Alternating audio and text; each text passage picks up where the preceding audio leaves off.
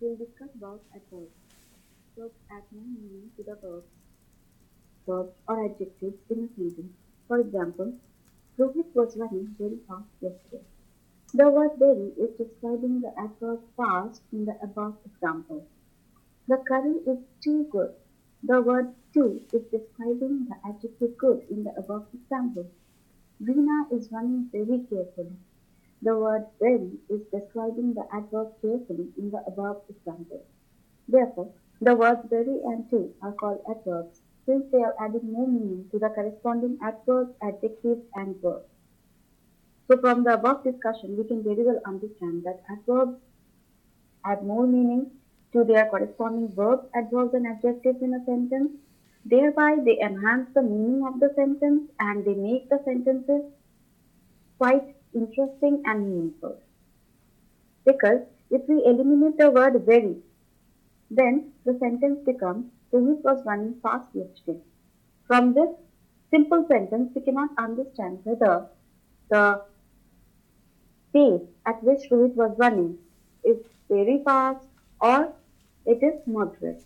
So the word very is adding more meaning to the word fast, and we can very well understand that Rohit was running very fast, that is quite more than the normal speed. So I hope adverbs are really clear to you. If they are not clear, you can ask me any questions you like. You can really give me your comments and suggestions in my comments section, and I'm always there to help you. Bye bye. Lesson 5. Verbs. Verbs are called acting verbs. They describe the activity of a speaker or doer in a sentence. For example, I am writing a story for my diary. The word writing indicates an action so that it is a verb. Have a look at some examples. Raja is riding a bicycle. Karan is drawing a picture. Rohan is playing football. Anita is painting a portrait. The words writing, drawing, playing, painting are action words. So verbs are an integral part of English grammar.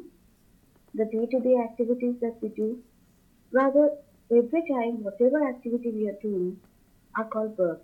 Without verbs, a sentence is incomplete.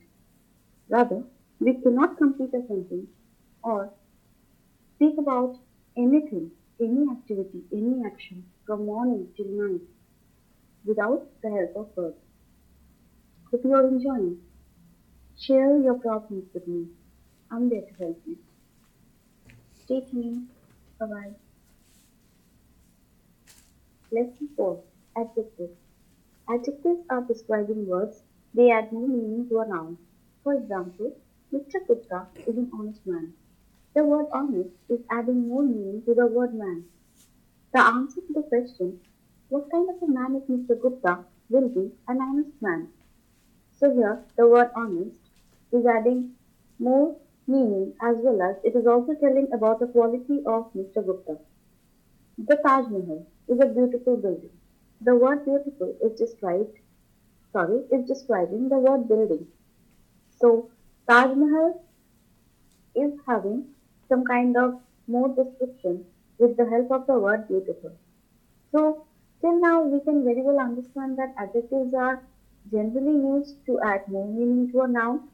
A good boy, a good girl, a bad animal, a large building, a courageous soldier. So all these words, bad, good, courageous, large, these are adding more meaning to the corresponding nouns. See you in my next lesson. Till then,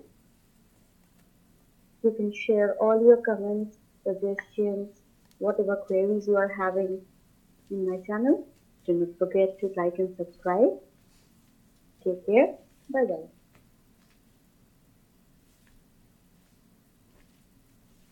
Lesson 3.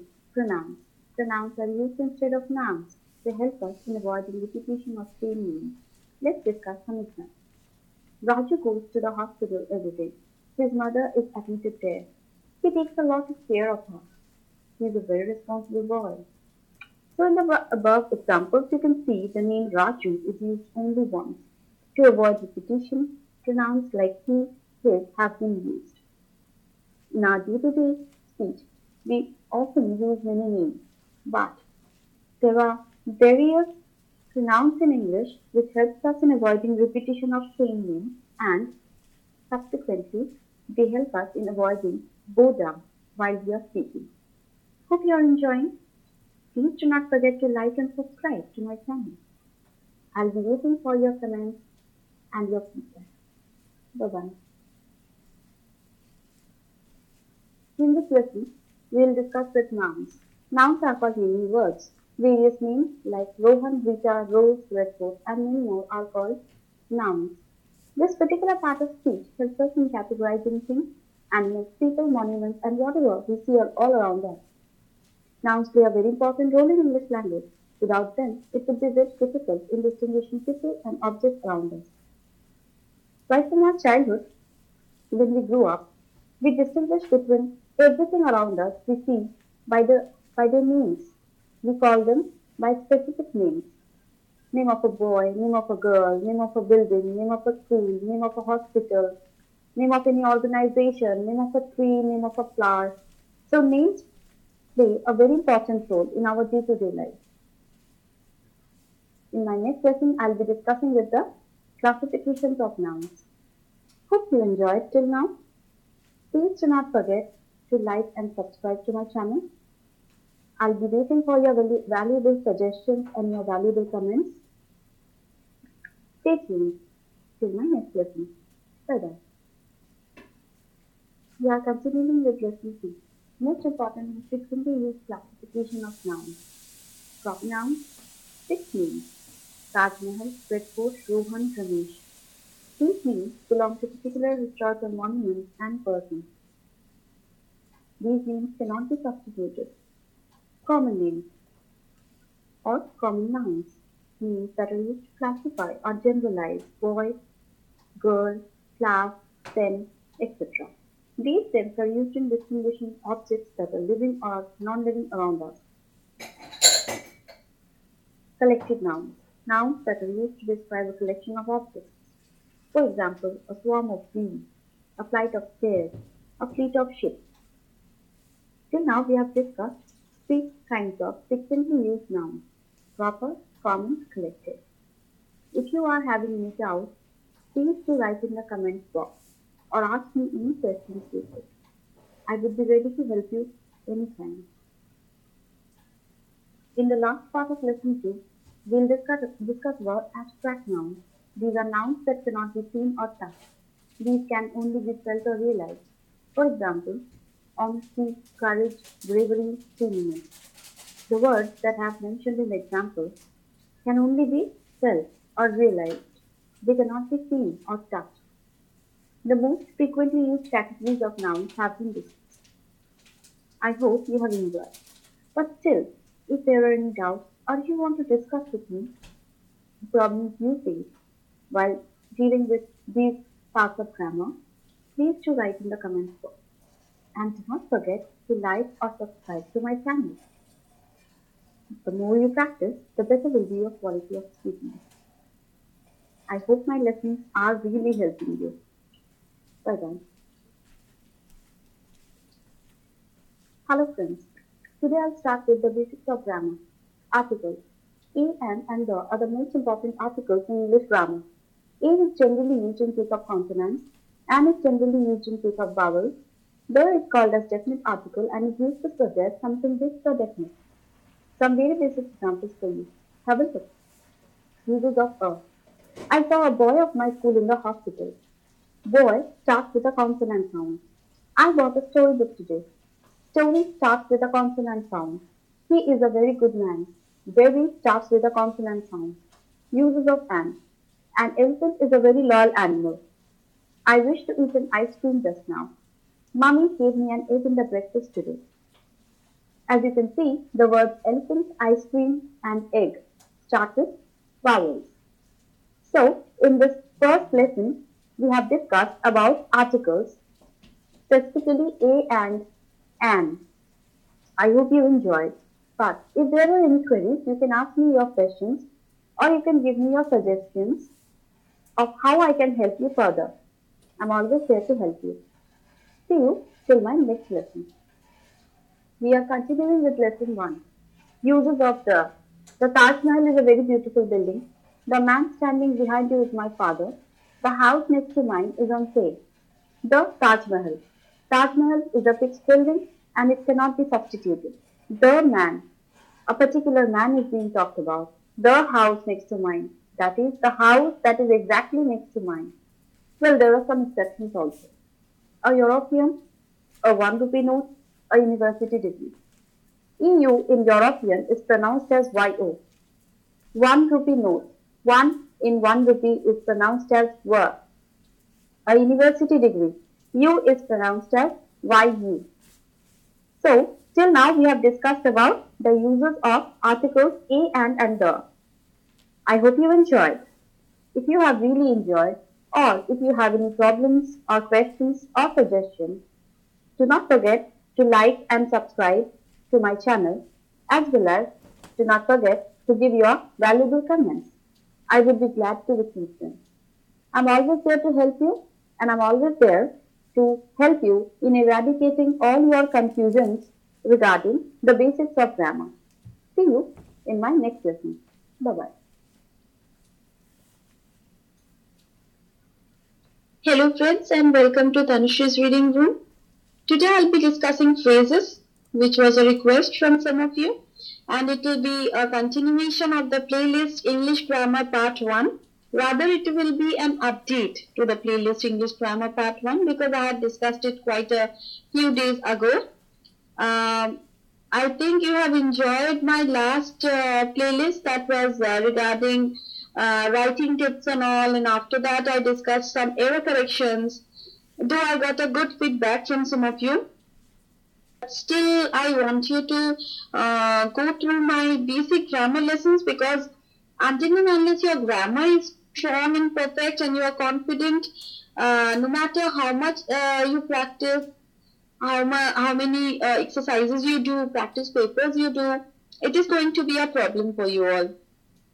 Because only solving exercises and sitting with practice papers is really difficult if your grammar is still staggering.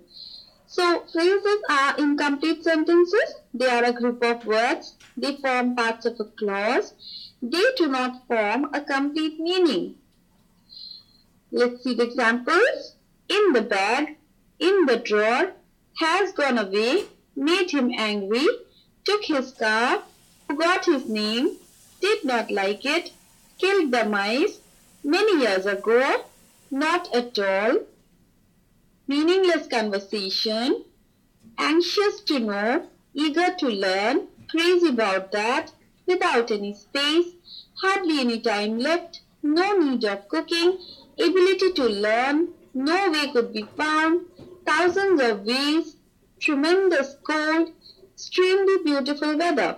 So friends, I think you can very well see that each of the phrases, they do not make any complete sense, and if they are added to parts of another phrase, then only they will make up a complete sentence.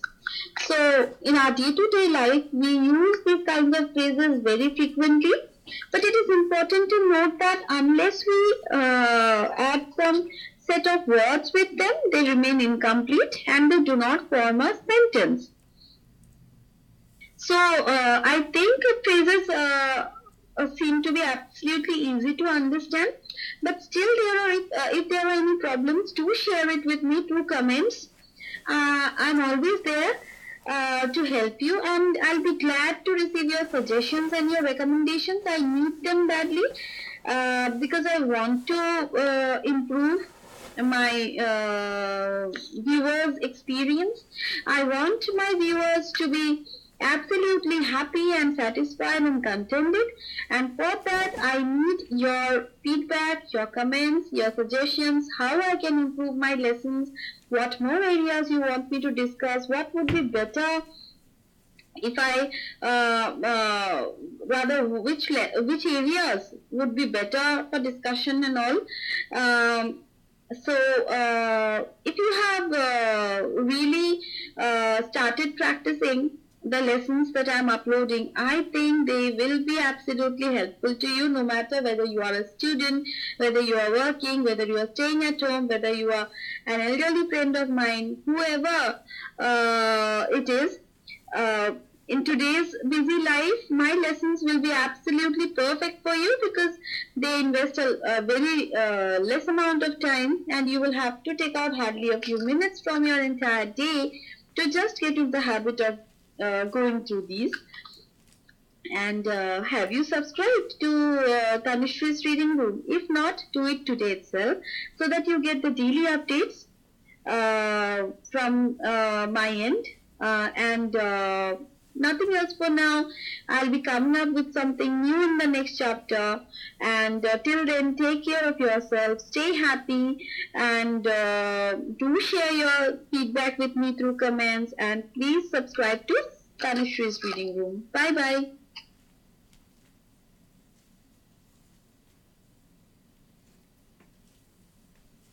Hi friends, a very warm welcome to Tanusree's Reading Room. Today we'll discuss clauses.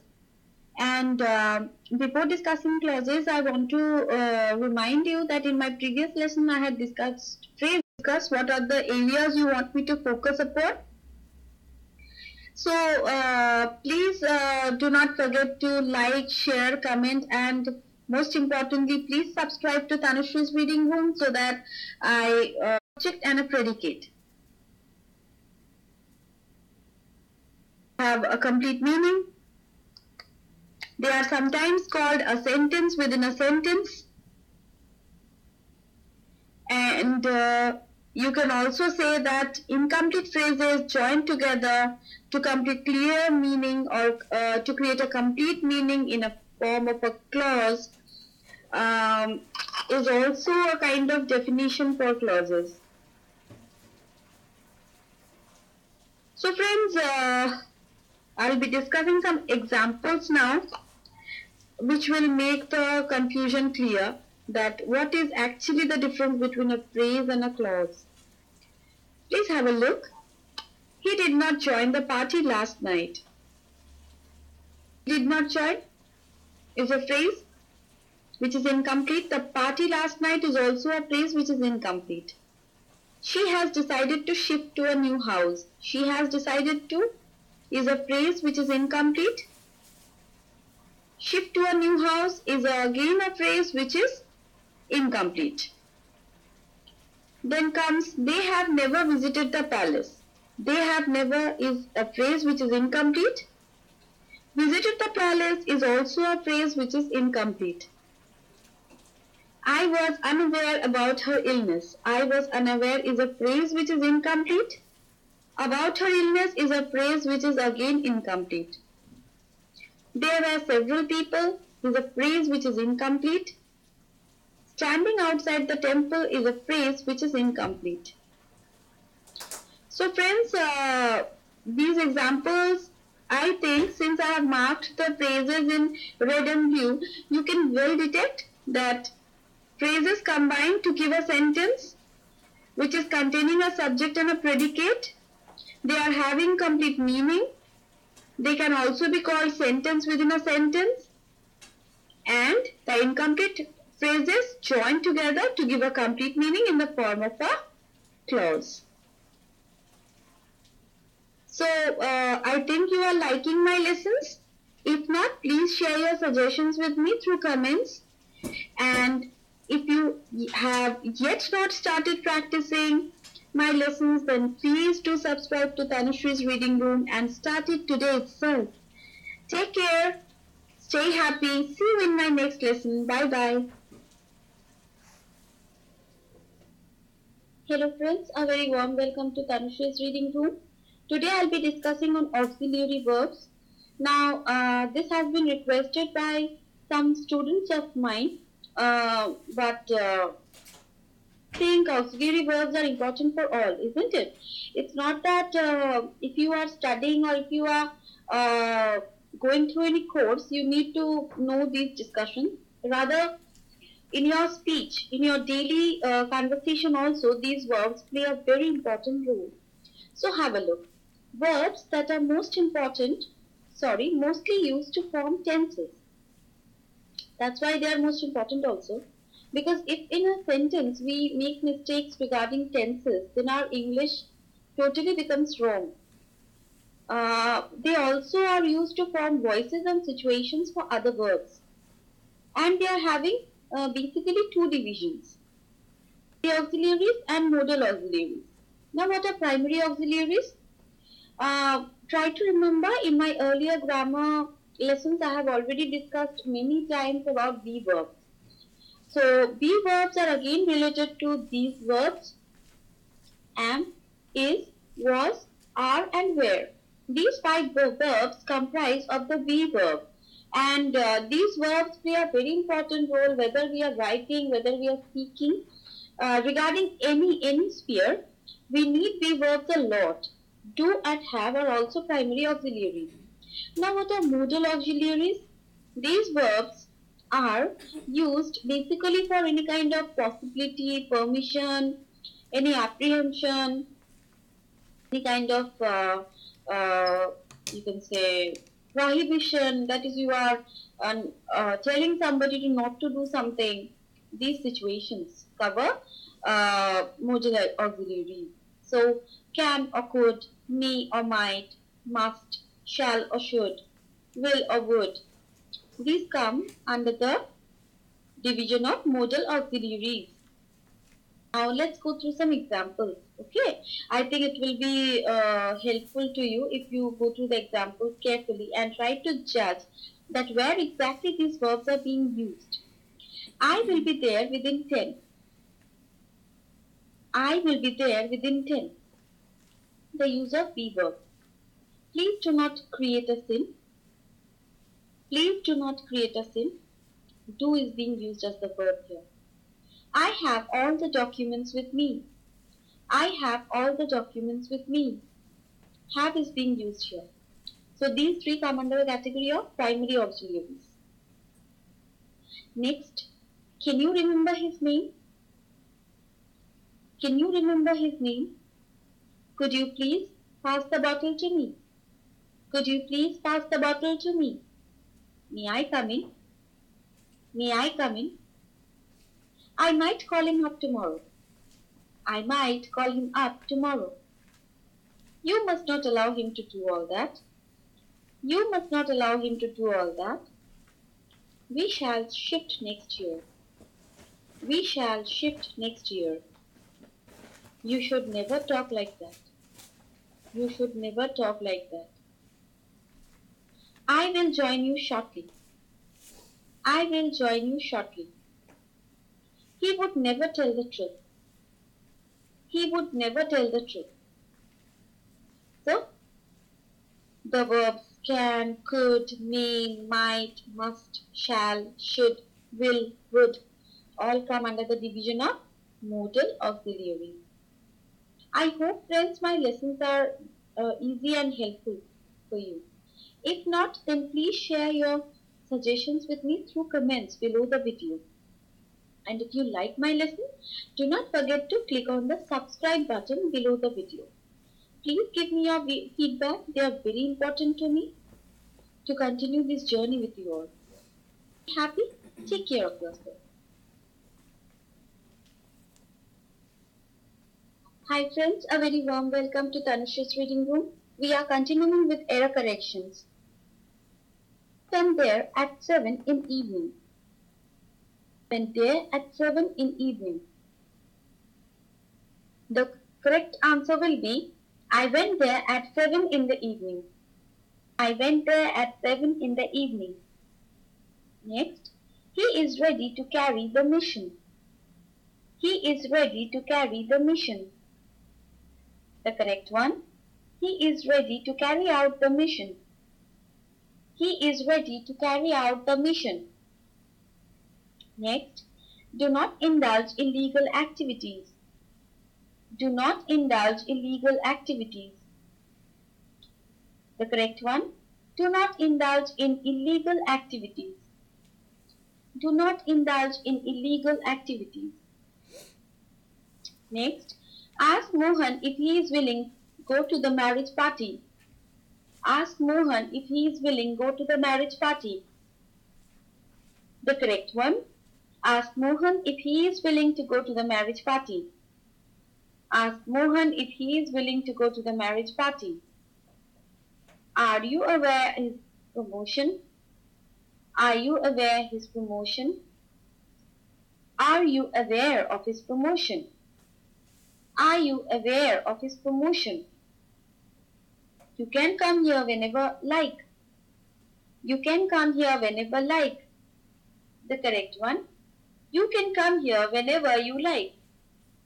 You can come here whenever you like. This year summer will quite exciting. This year summer will quite exciting. This year summer will be quite exciting. This year summer will be quite exciting. No one believes that he died. No one believes that he died. No one believes that he is dead. Sorry, it will be no one believes that he has died. Believe that he has died.